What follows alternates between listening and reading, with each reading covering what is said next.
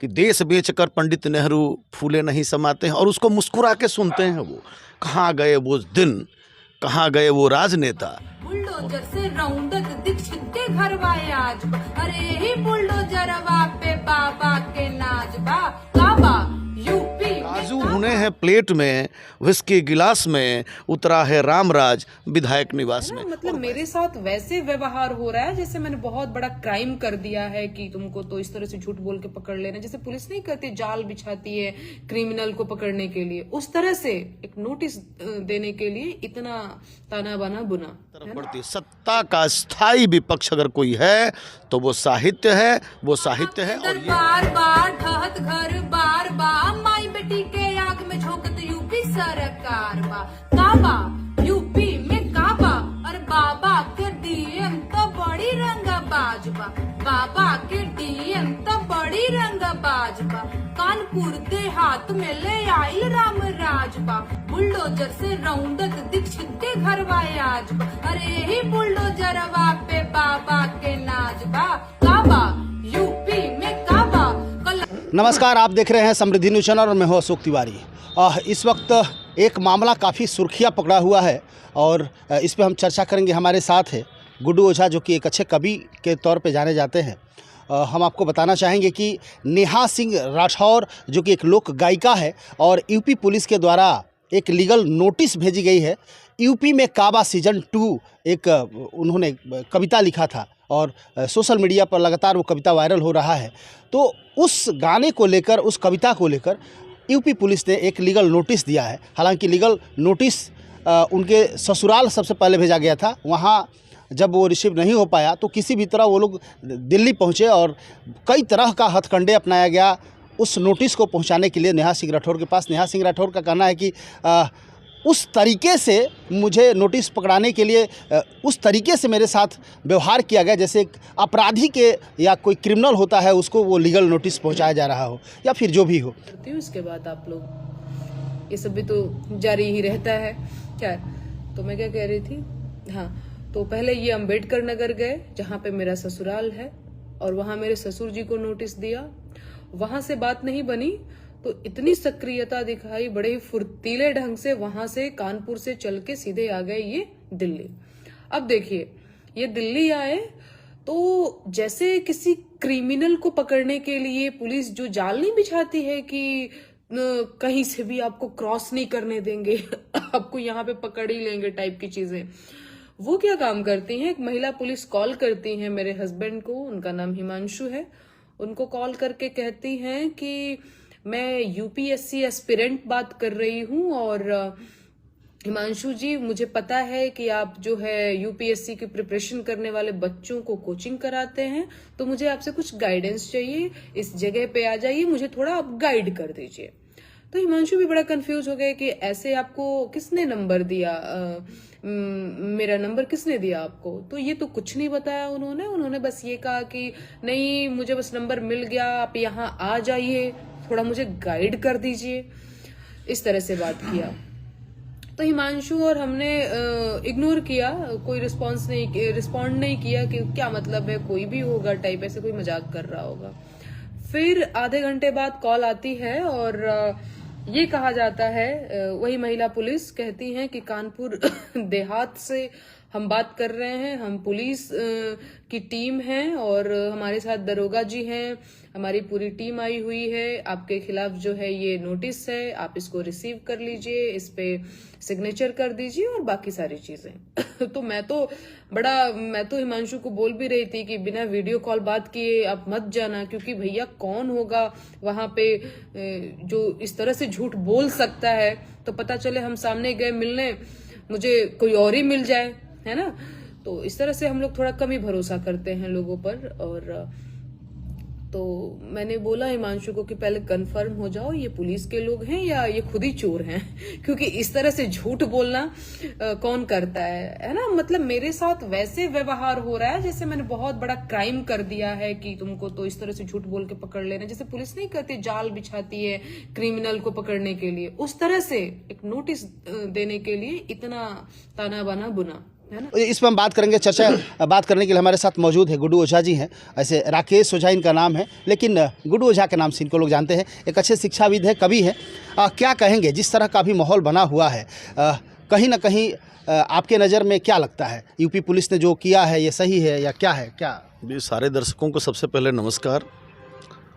आप इस चैनल के माध्यम से जितने लोग जुड़े हैं, सीधा साधा, और मैं सीधे आपको पीछे के दौर में लिए चलता हूं, जहां गिरते पंडित नेहरू को संसद की सीढ़ियों पे, संसद भवन की सीढ़ियों पे संभालते हैं दिनकर, और नेहरू जी का ये बयान होता है कि आज दिनकर जी आपने मुझे संभाल लिया, और दिनकर जी का ये स्टेटमेंट होता है कि जब जब राजनीति गिरती है साहित्य ही उसे संभालता है।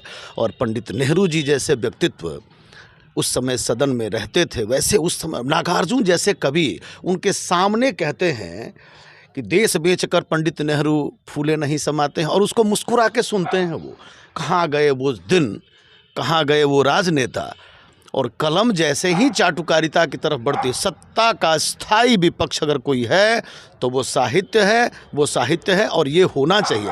मैं दिल से प्रणाम करता हूँ उस बच्ची को जो नेहा सिंह राठौर है, जिसने ये मादा दिखाया कि यूपी में रहकर और इस तानाशाही व्यवस्था के खिलाफ, मैं ये नहीं कहता कि सही क्या है, आदरणीय जोगी जी को मैं प्रणाम करता हूँ, वहाँ के मुख्यमंत्री हैं, पता नहीं वहाँ क्या चल रहा है, उससे मामला भी मतलब भी नहीं है, लेकिन कलम के ऊपर इस तरह की बंदिशें, ये मेरे समझ से परे है। आदिम गोडवी साहब, हमारे एक मित्र शैलेंद्र ने एक पोस्ट लिखा था, छोटे भाई हैं शैलेंद्र मिश्र, आदिम गोडवी का ये कहना था, उस समय उन्होंने कहा था, काजू भुने हैं प्लेट में, विस्की गिलास में, उतरा है रामराज विधायक निवास में। और वैसे लोगों को लोग सुनते थे, सुनते हैं, और वहाँ एक जो पॉलिटिकल सटायर गा दे रही है, समसामयिक कटाक्ष जिसको कहते हैं, अगर वो सही बात कहती है तो उसके ऊपर अब वो भी ठीक है। आपको लगा, सरकार को लगा कि इससे आम जनमानस, मुझे तो नहीं लगता उस कविता में ऐसी कुछ बात उसने कही हो, लेकिन अगर उस बच्चे ने कुछ कहा भी है तो लीगल नोटिस थमाने के लिए इतने बड़े हथकंडे अपनाने पड़े। क्या वो अपराधी है?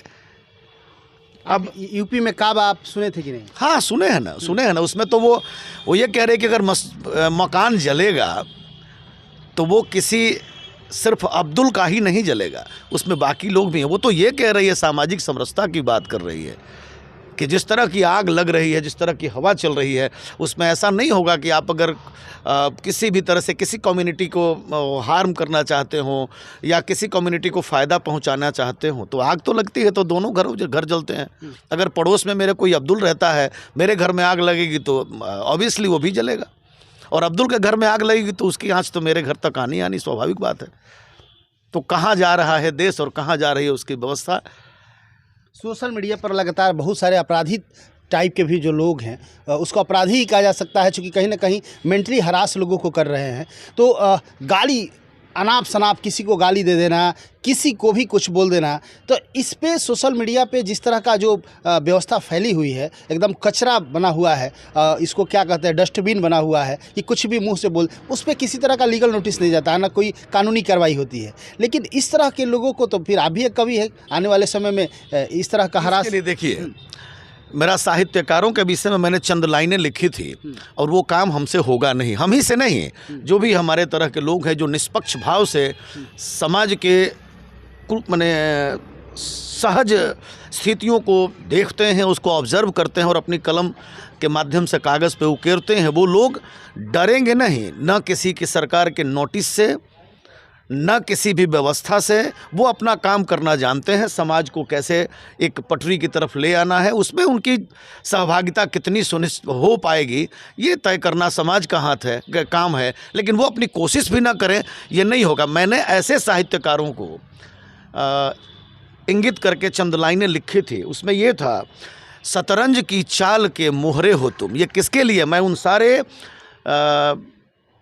बड़े बड़े भारत के विद्वान साहित्यकारों को के चरणों में निवेदित करता हूँ, जो लोग पद्मश्री पाने के लिए या पॉपुलरिटी पाने के लिए किसी भी तरह से हम नॉमिनेट होकर चले जाएं, राज्यसभा में चले जाएं, विधान परिषद में चले जाएं, और उसके लिए वो सरकार के तलबे किस हद तक चाटते हैं, मैं उन लोगों को के चरणों में सीधा समर्पित करता हूँ ये चंद लाइनें।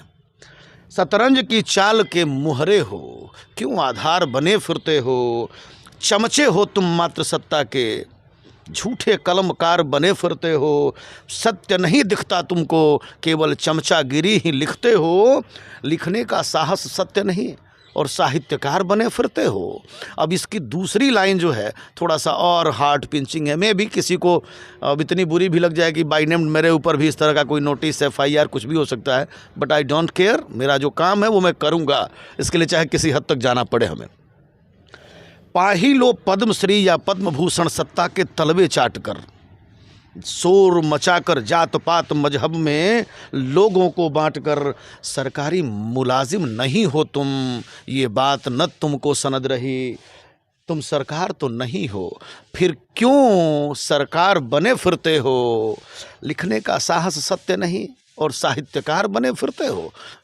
तमाम दर्शकों को प्रणाम और वैसे साहित्यकारों को विशेष नमन प्रणाम जो सत्ता के तलवे चाटकर आगे बढ़ना चाहते हैं, चटुकारिता चमचागिरी लिखकर आगे बढ़ना चाहते हैं।